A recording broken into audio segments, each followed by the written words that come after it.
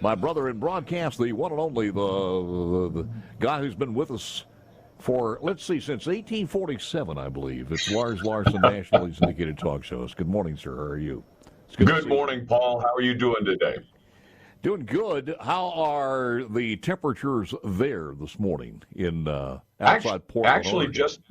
just a few weeks ago, we were freezing every morning. It was below freezing, but lately it's been very nice. It's pushing up towards 70 degrees. So we've seen quite a change. God's made us ready for spring. Hey, listen, we had freezing temperatures. It was 24 degrees the other night for Thursday and Friday, and this is kind of unusual, and the reason I mentioned it. We've gone from 25 degrees, 24 degrees in the central part of the state.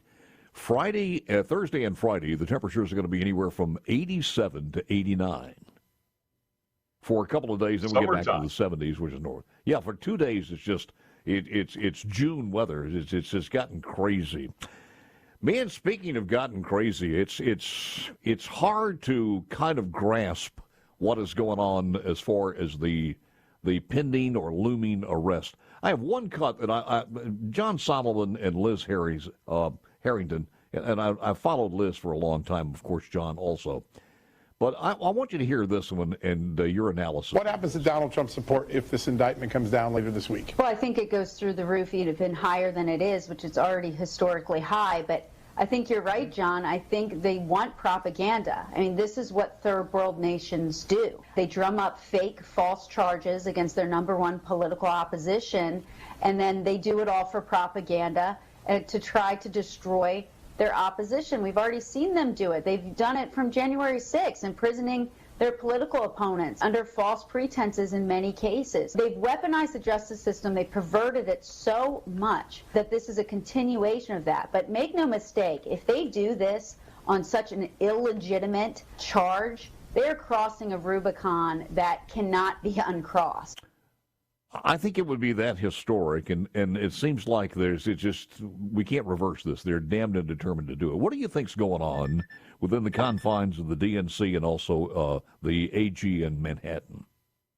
Well, let's start first with the district attorney of Manhattan, Alvin Bragg, is clearly politically motivated. But what's funny is he's throwing himself under the bus, because he's bringing a crazy charge in which he tries to take an old alleged misdemeanor that's already been looked at, already discarded by his own office, the Manhattan DA's office, when he wasn't the DA, by the DOJ, and by the Federal Elections Commission, because that's the other piece of it. He wants to meld these two together.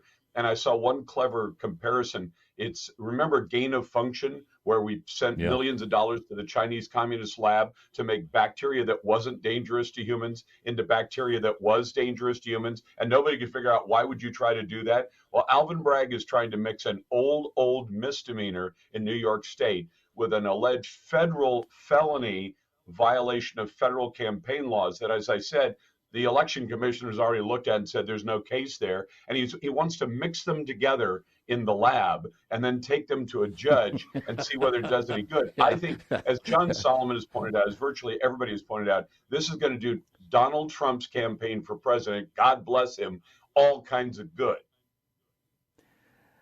Oh, I'm still not sure. I think the propensity of just most people is to think maybe he did have a relationship, a one-timer with Stormy Daniels. I don't think anybody really cares about it. But maybe he didn't, because, I mean, you do have the testimony from Stormy Daniels that it did not happen. She was just trying to make money. You have the testimony from Michael Cohen that it didn't happen at one point. So all of these different things happen together. It was the attorney yesterday who appeared at the grand jury and testified, Cohen's attorney. Boy, he shot some holes into it also. Well, and think about this, Paul. Go ahead. The crime is not having the one-night stand. I mean, I hate to say it because I think it's an awful thing to do, but if you cheat on your wife in America, which I think is morally reprehensible, it's awful, it's something I can say I've never done, and I never will do that to my wife. But cheating on your wife is not illegal. Having a one-night stand is not illegal. What is illegal, what Alvin Bragg says Donald Trump did, is that he paid for an NDA, which is also not illegal, a non-disclosure agreement, which is used throughout Hollywood, Right. even in the broadcast industry. We sometimes have NDAs and non-disparagement agreements, which are paid for with cash, but they're for legitimate reasons. But even if you get an NDA for an illegitimate reason, it's a crime if you took the money from your campaign money. And if you lied about it in your business records, that's the alleged misdemeanor in New York. So while everybody's going to be fascinated with, did Donald Trump have a one-night stand or not? As you point out, all of the evidence from both Stormy Daniels and from Donald Trump says it didn't happen. And that's sworn testimony on the record already. It didn't happen. But even if it did happen, and even if Donald Trump did pay her money, it's only a crime if he took his elections campaign money and paid for the NDA and then lied about it in his business records. And I don't think Alvin Bragg can prove that. So what we've got is a big circus show that's coming up with no bad result for Donald Trump and all kinds of bad results for everybody. Well, everybody on the Democrat side of the aisle anyway. Do you think there's a sizable portion of people who in the Democrat Party who want to get out of this? And don't want to go through. Well, I think they wanted to avoid this particular landmine because they are desperate to keep Donald Trump from being president of the United States. Now, they're allowed to believe that. I believe he's going to get the nomination. I believe he's going to win in November of next year. And all the polls suggest that I'm right. Doesn't just mean Lars is right. It means the polls and the actual measurements are saying he's probably going to get the nomination. He's probably going to win. And I say, God bless him. I want him back as president. But the Democrats are desperate to stop him. And Paul, they started on day one of his presidency. The Washington Post ran that story about how this brand new president who'd just taken the oath was going to be impeached. And he was impeached twice, but then he was acquitted twice. So they went after him, and they can't get him. Are these fake ads for muzzle gangs driving? I'm sorry. Well, and the other part of that is, too, that folks on the other side who are anti-Trump, you've got to just calm down for a second and understand what Lars and I are talking about here, that if we were talking about the indictments of Barack Obama with evidence as shady as this is, then we would be saying the same thing. Republican friends shouldn't be doing this. No, they shouldn't be doing it. And apparently nobody was able to talk Alvin Bragg out of doing it. And so Alvin Bragg has political aspirations. I'm sure if he thinks he can build a future political career on, he's the guy who charged Donald Trump and lost in the most spectacular fashion. If that gets him elected to something other than dog catcher, I don't know what it's going to be. Trump supporters outnumbered in New York as few take up Trump's call to protest. But the other part of this is they've reconvened this morning. For some reason I can't stop the audio coming out of this thing. They've reconvened the grand jury this morning, so it goes on. The other part of this is Paul, go ahead. Paul, can I tell you, I've covered grand juries as a reporter. And one thing people should know is that for both the protection of defendants and victims, grand juries are by law in every state in America. They're secret. And what goes on in them is secret. And the testimony is secret. And the result is public if they hand up an indictment. How is it everybody knows so much about what is going on inside what is a by law secret proceeding? It should be troubling to people as well. Man, when you've got friends like the New York Times to leak anything you want to, and you don't even have to ask anymore, it's got to be a great asset for people in Manhattan. We got more coming up, and I got to tell you, because the C Spire text line, I've got more than one person asking about Winston Churchill. This has got to be the only interview you do where the dog has to be part of it. So I just going to hit fair warning on that when we come back with Lars Larson. House and Senate resume 10 o'clock this morning. Back with more coming up. Hey, Lars, I'm not sure what Jeff was drinking when he did this one, but the name of the song that he decided on was "Constipated Duck." You have any ideas? Any ideas why he named it "Constipated Duck"? I have no idea. I don't even want to go there, Paul. Creative. No, I wouldn't either. Very creative, though. I'll say that. In the world of Joe Biden, I looked at a story this morning, and the House Oversight Committee Chairman James Comer, who's doing a good job, by the way, I think, is demanding that Mr. Biden sooner or later come up and just correct the, quote, misleading and dishonest denial that members of the family have received $1 million. He keeps saying no, they didn't, and now it's on record that they did. But how much longer can this guy do this, and how much longer can he serve?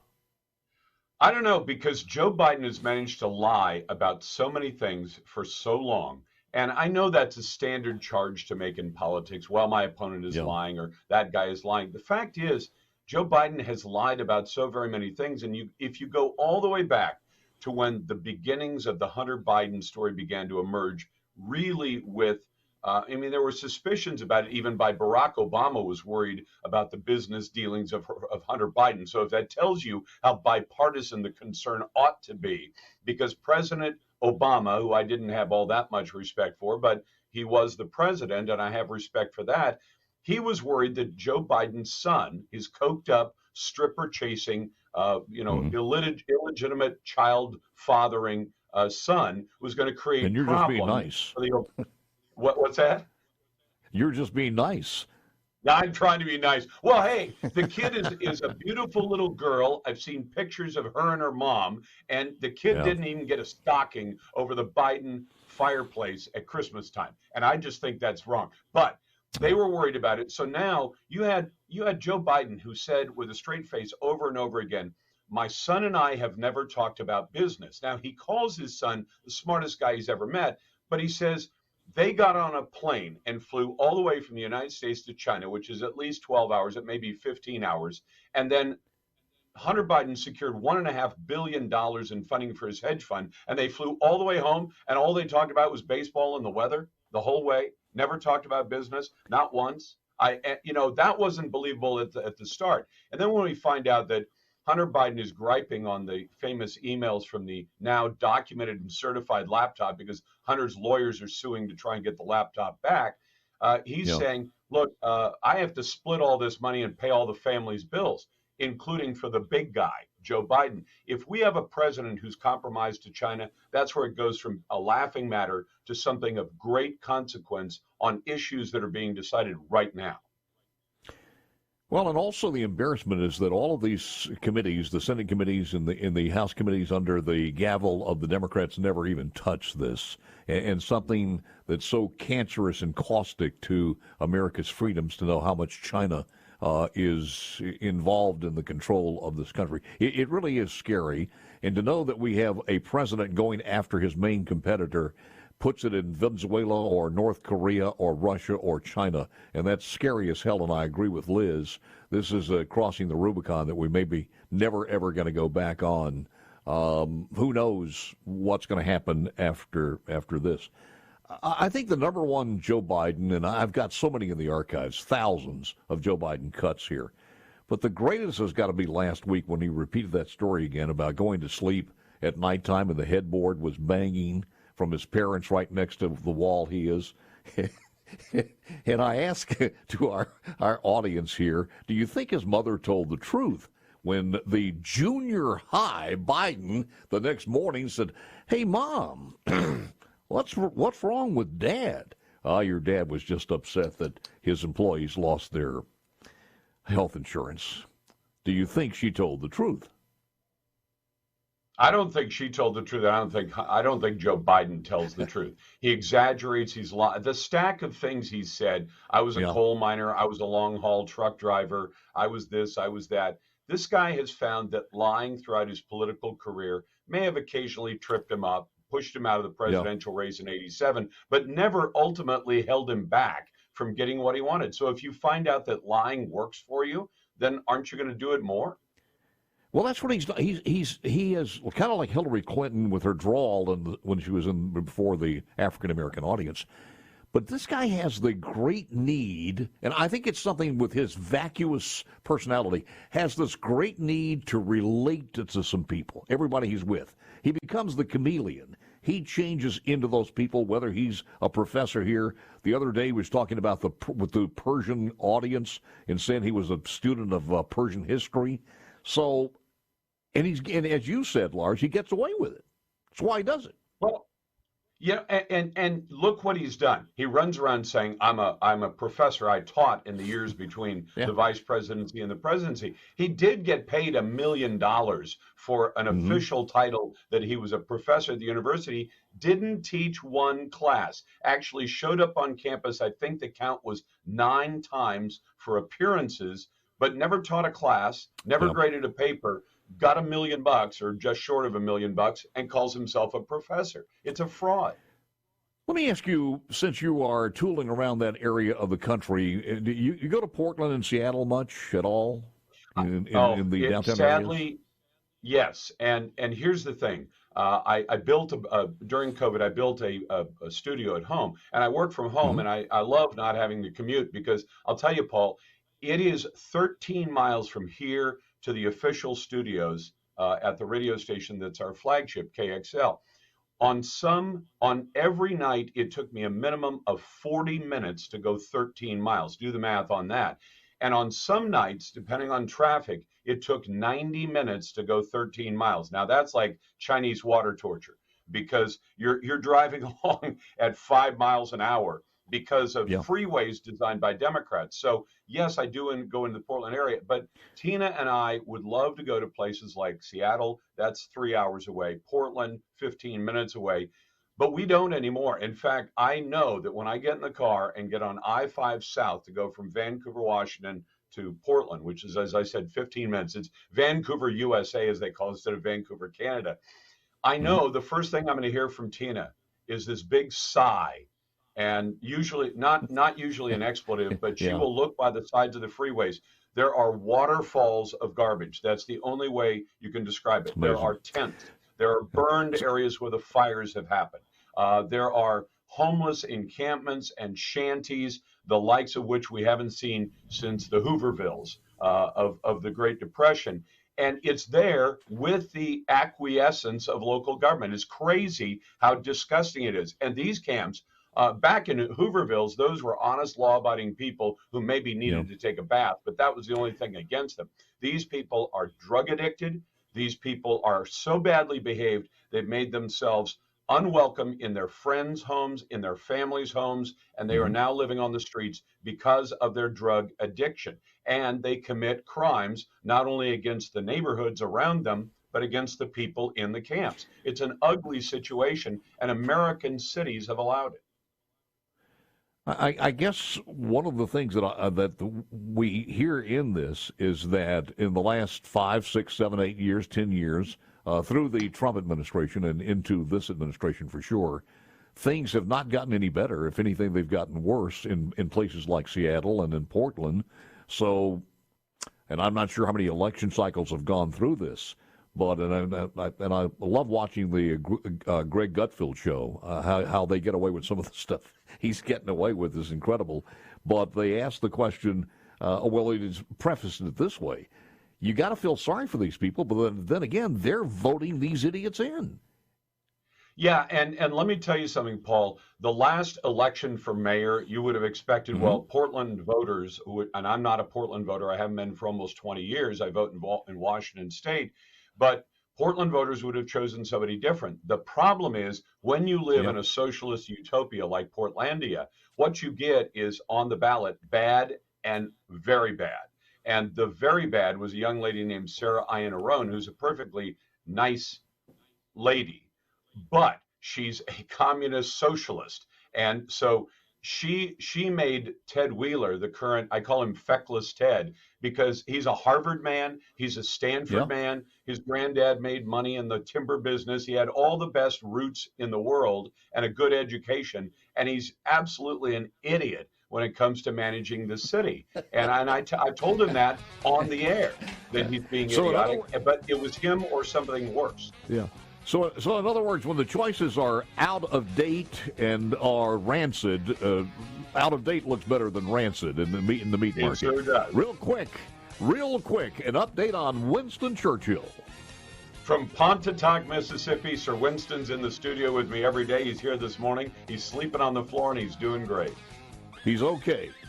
There we go. I had to get that out of the way. Thank you, man. Appreciate it. It's always good to have you, and I appreciate you spending some time with us. Thank you, Lars. I love it. God bless, Paul. You got it, man. Take care.